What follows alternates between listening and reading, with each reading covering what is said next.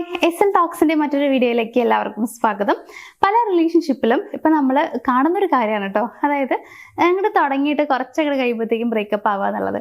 പ്രത്യേകിച്ച് കാരണമൊന്നും ഉണ്ടാവില്ല, പക്ഷെ ബ്രേക്കപ്പ് ആയിട്ടുണ്ടായിരിക്കും.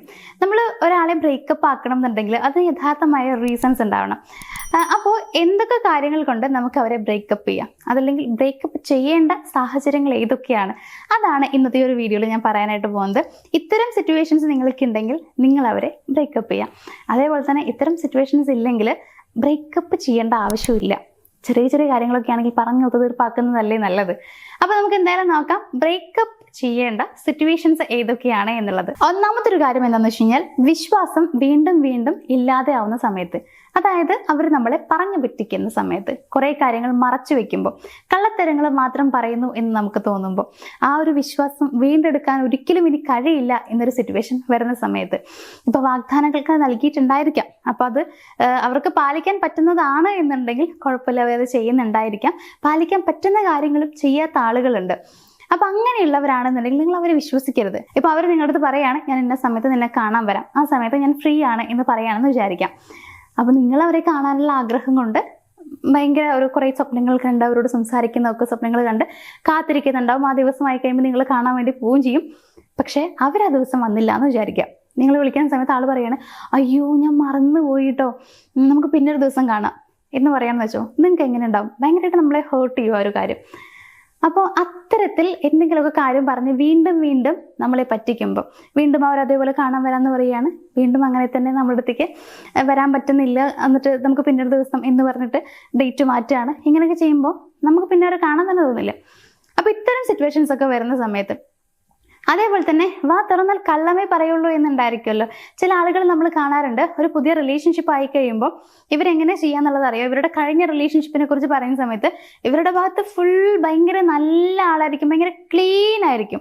ഇവരുടെ ക്യാരക്ടറൊക്കെ ഭയങ്കര എന്താ പറയുക, നല്ല സ്വഭാവം എന്നൊക്കെ പറയാലോ, അങ്ങനെയായിരിക്കും. ഇവർ കുറ്റം മുഴുവൻ പറയുന്നുണ്ടാവാം ഇവരുടെ എക്സിനെ കുറിച്ചായിരിക്കും.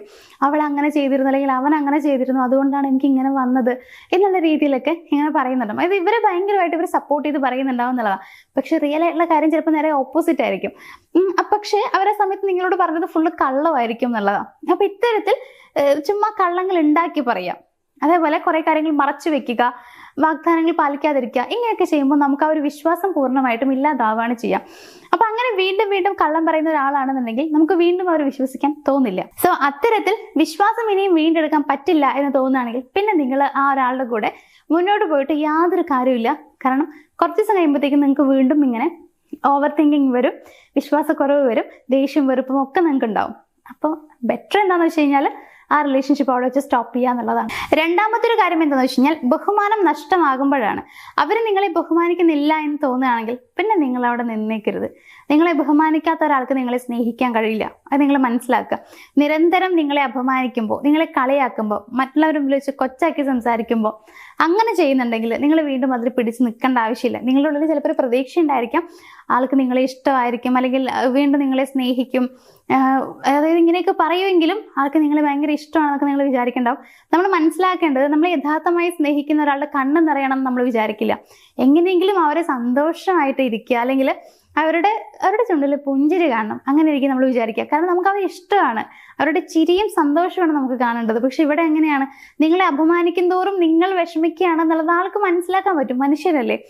അത് മനസ്സിലാക്കാൻ കഴിയും എന്നുണ്ടായിട്ട് പോലും ആള് നിങ്ങളുടെ അടുത്ത് ബഹുമാനമില്ലാതെ പെരുമാറുന്നുണ്ടെങ്കിൽ നിങ്ങൾ മനസ്സിലാക്കേണ്ടത് അവർക്ക് നിങ്ങളെ വേണ്ട, അല്ലെങ്കിൽ നിങ്ങൾ ഇഷ്ടമല്ല എന്നുള്ളതാണ്.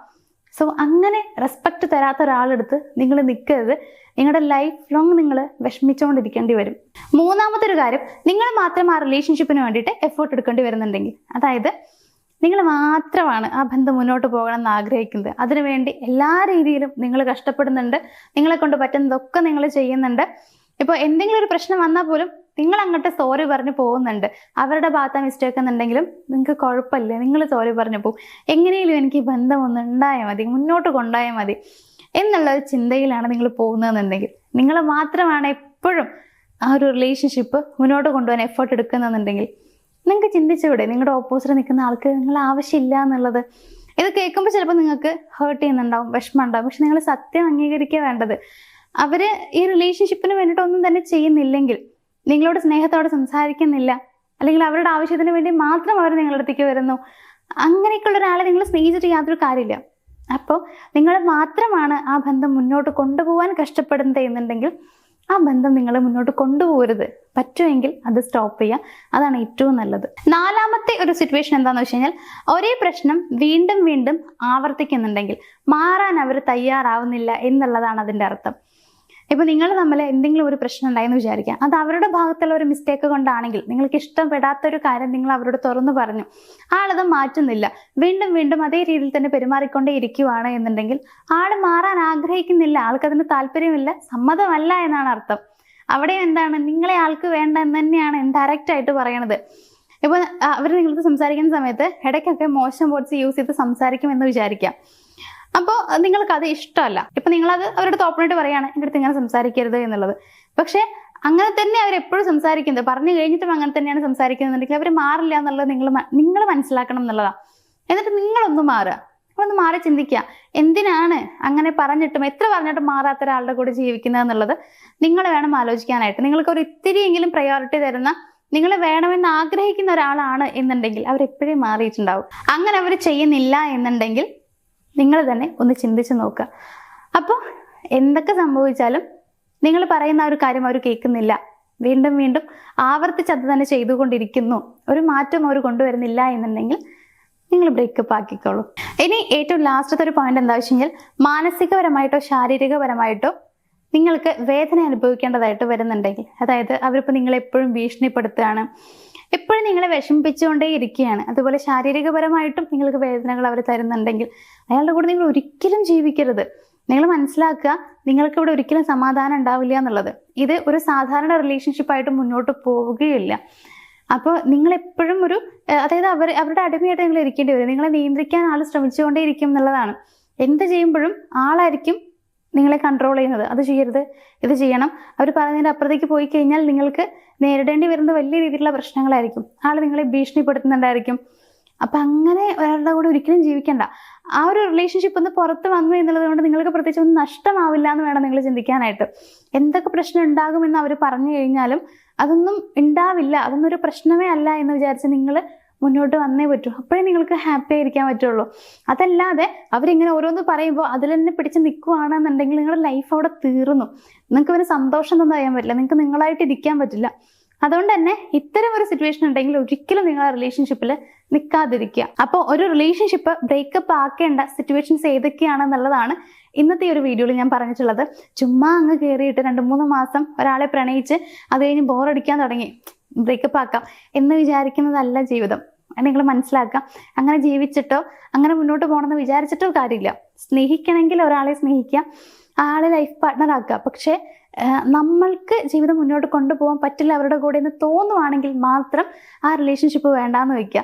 അത്തരം കുറച്ച് സിറ്റുവേഷൻസ് ആണ് ഞാൻ പറഞ്ഞിട്ടുള്ളത്. ഇത്തരം സാഹചര്യങ്ങളാണെങ്കിൽ ബ്രേക്കപ്പ് ആക്കുന്നതുകൊണ്ട് പ്രശ്നമില്ല. ബ്രേക്കപ്പ് ആവശ്യമായിട്ടുള്ള ഒരു കാര്യമാണ്.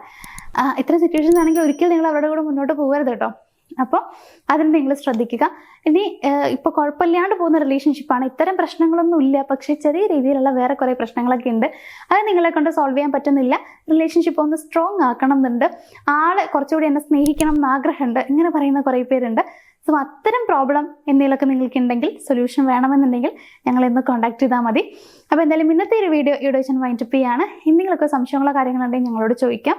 അതേപോലെ വീഡിയോ ഇഷ്ടപ്പെട്ടവരൊന്ന് ലൈക്ക് ചെയ്യാനും ഷെയർ ചെയ്യാനും കമൻറ്റ് ചെയ്യാനൊന്നും മറക്കാതിരിക്കുക. സബ്സ്ക്രൈബ് ചെയ്യാണ്ട് കുറേ പേര് കാണുന്നൊക്കെ ഉണ്ട്. അപ്പോൾ അതൊക്കെ ഒന്ന് സബ്സ്ക്രൈബ് ചെയ്തിട്ട് ഒന്ന് കാണാൻ വേണ്ടി ശ്രമിക്കാം. നമുക്ക് എന്തായാലും മറ്റൊരു വീഡിയോയിൽ കാണാം. താങ്ക്